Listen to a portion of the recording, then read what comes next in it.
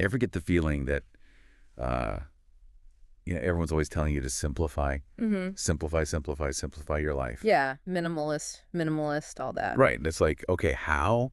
Like, where do I even begin? Yeah. Well, today we're doing a deep dive on this whole idea of simplicity, and we're looking at this really interesting piece of text where someone is talking about their routine when they come home. Uh-huh.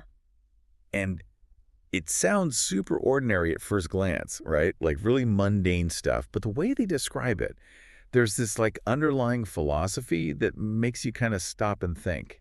It's funny because it's exactly that contrast, right? The really ordinary stuff next to this deeper meaning that makes you really pay attention. I Yeah. mean, we're talking like taking your clothes off, hopping in the shower, resting. The stuff we all do, yeah. Yeah, exactly. Like, who doesn't do that? But Yeah. then suddenly they hit you with this statement about understanding life, and it's like, wait a minute, there's more to this than meets the eye. It really makes you wonder what they're getting at. You got So the actual text says this, and I'm going to quote it here.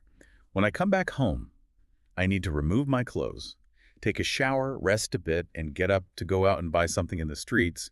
Life is very simple if you understand it the way I do. I mean, on one hand, it's like, okay, cool, you're running errands. But then that last line, life is very simple, IF.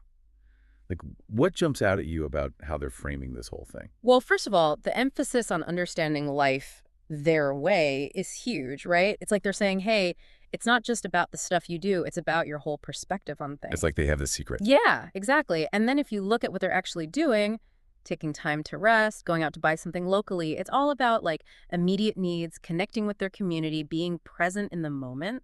It kind of reminds me of that whole mindfulness thing, right? Maybe this person's idea of simplicity isn't about having less stuff, but about like being fully present in whatever they're doing. Oh, I like that. It's like even Uh, showering or going to the store becomes this mindful act. yeah. And you know what else?